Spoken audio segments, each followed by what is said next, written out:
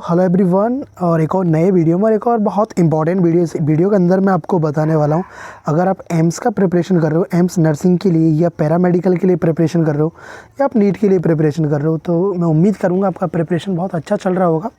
और जो student AIIMS nursing के लिए अपना फॉर्म फिलअप करने वाले हैं, तो आपके जो क्वेश्चंस मेरे को आ रहे थे, कौन कौन से सर डॉक्यूमेंट्स रिक्वायर्ड होंगे, उनका एक वीडियो बना दीजिए। डॉक्यूमेंट्स, क्योंकि अगर आपके पास कोई डॉक्यूमेंट्स नहीं होगा तो अभी आप उसको बनवा लेंगे। तो इस वीडियो को लास्ट तक देखना, आपके डाउट अच्छे से क्लियर हो जाएंगे। जो चीज़ों को मैं बताऊं तो प्लीज़ उनका ध्यान रखना, क्योंकि मैं नहीं चाहूँगा कि आपका बेसिक रजिस्ट्रेशन से पहले आपका फॉर्म रिजेक्ट हो जाए, आप ऐसा मिस्टेक करो। तो इसलिए इन चीज़ों का ध्यान रख के आप फॉर्म फिलअप करना, और क्योंकि अभी तो फॉर्म फिलअप स्टार्ट नहीं हुआ है, और जो डॉक्यूमेंट्स बताऊँ उनका रेडी करके आप रख लेना। आपको चेकअप कर लेना कि आपके पास वो डॉक्यूमेंट्स हैं या नहीं है, ठीक है ना। सो चलो वीडियो को शुरू करते हैं। अगर ये वीडियो इन्फॉर्मेटिव लगे और अच्छी लगे तो वीडियो को लाइक करना, चैनल को सब्सक्राइब करके बने रहना, क्योंकि जब तक आपको एक एम्स का कॉलेज नहीं मिल जाएगा तब तक मैं आपको वीडियोस बना के ऐसे इन्फॉर्मेटिव वीडियोस डालूंगा। काउंसलिंग कैसे करना होगा, कैसे चॉइस फिलिंग करना होगा, आपको एम्स गोरखपुर आपका टारगेट है या एम्स दिल्ली, एम्स जोधपुर, या कोई भी आपको नीट के अंदर में किसी भी कोर्स में एडमिशन लेना हो, या BDS में लेना हो, MBBS के अंदर, या व्हाटएवर जिस भी कोर्स के अंदर एडमिशन लेना हो, सबका इन्फॉर्मेशन आपको इस चैनल पर दिया जाएगा। देखो, सबसे पहले आपने एक बेसिक चीज़ समझ लो आपके इसके बारे में, कि जो एप्लीकेशन, जो फॉर्म आप नर्सिंग के लिए फिलअप करते हो, तो उसका देखो सबसे पहले आपका होता है, ये देखो इंपॉर्टेंट, पहले आपका होता है बेसिक रजिस्ट्रेशन होता है।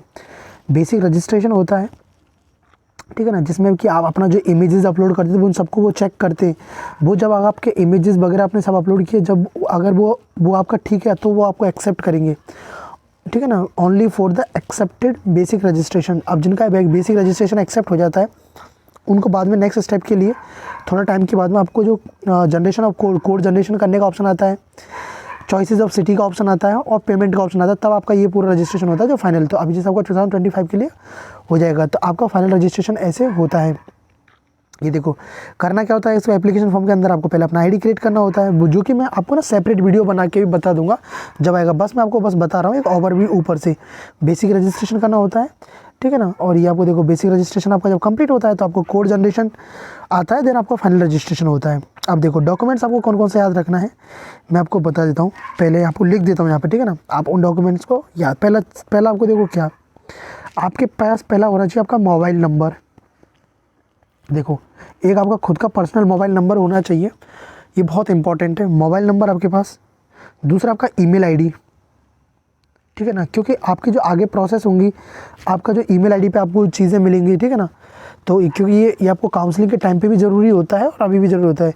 तो पहले तो आपका मोबाइल नंबर हुआ, ईमेल ID हुआ, थर्ड नंबर पे आपका जो आएगा जो डॉक्यूमेंट्स है, मैं इसको थर्ड नंबर पे इसलिए लग रहा हूँ क्योंकि ये इंपॉर्टेंट है, आपका कास्ट सर्टिफिकेट, ठीक है ना, कास्ट सर्टिफिकेट। ये जो कास्ट सर्टिफिकेट में आप देखो, सर बोलोगे कि सर मैं तो OBC से हूँ तो मुझे कब का बनवाना चाहिए, इसके ऊपर ना मैंने एक सेपरेट वीडियो बनाया हुआ, पर मैं इस वीडियो में भी आपको बता देता हूँ।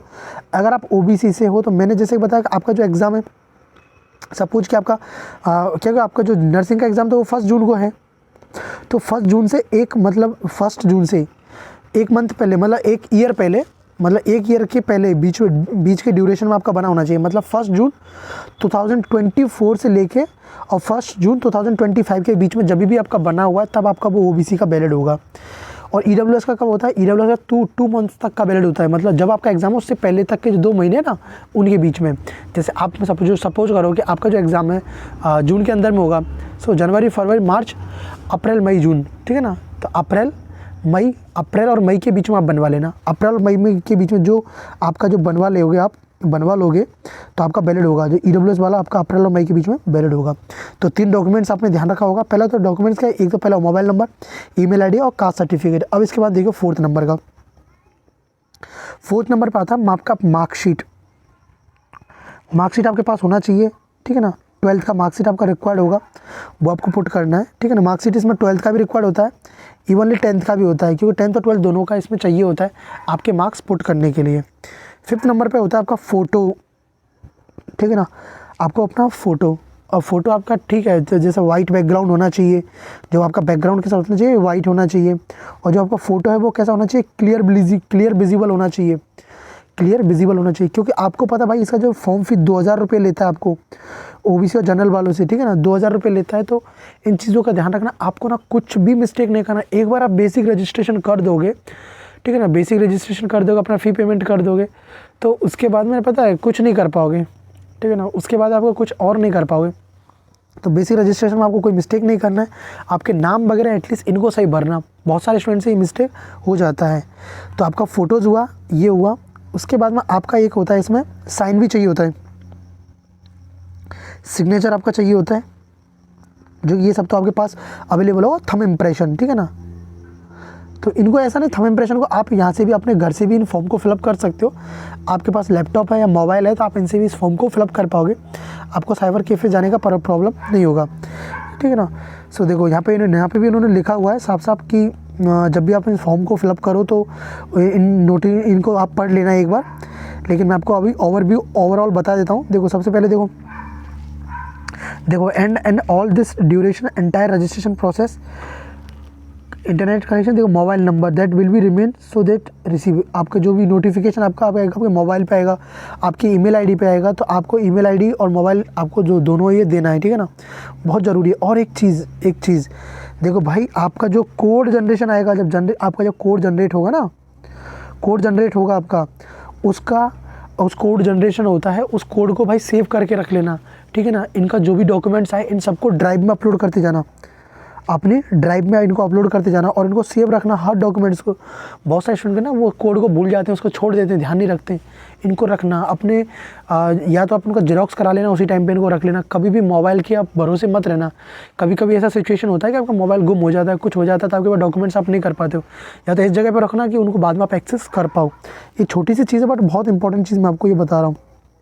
देखो उसमें आपका जो पर्सनल डाटा, आपका ये मदर नेम, फादर नेम, ये सब एड्रेस वगैरह ये सब आप पुट कर लेते हो। और एक देखो ये मैंने बोला ना जो इंपॉर्टेंट, देखो OBC certificate should be valid, central government वाला चाहिए। देखो यहाँ पे लिखा ना वैलिडिटी मेंशन प्रॉस्पेक्टस, मैंने बोला ना 1 ईयर के बीच में होना चाहिए। तो अभी भाई आपने नहीं बनवाया तो आप जाके अपना डॉक्यूमेंट्स बनवा लो सेंट्रल वाला। और ये देखो अगर आप पीडब्ल्यूडी कैटेगरी से तो आपको डिसेबिलिटी होना चाहिए।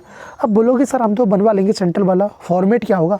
फॉर्मेट के ऊपर भी मैंने वीडियो बनाया हुआ है, जाके देखो उसी वीडियो के अंदर मैं लास्ट में आपको सेंट्रल वाला फॉर्मेट बताया सब कैटेगरी का, एससी का भी बताया, एसटी का बताया, ईडब्ल्यूएस का भी बताया और ओबीसी का भी बताया है, ठीक है ना। सो आपको डॉक्यूमेंट्स समझ आया। ये देखो सबसे पर्सनल इन्फॉर्मेशन आपका आधार कार्ड वगैरह, ये देखो आधार कार्ड भी इसमें चाहिए होता है।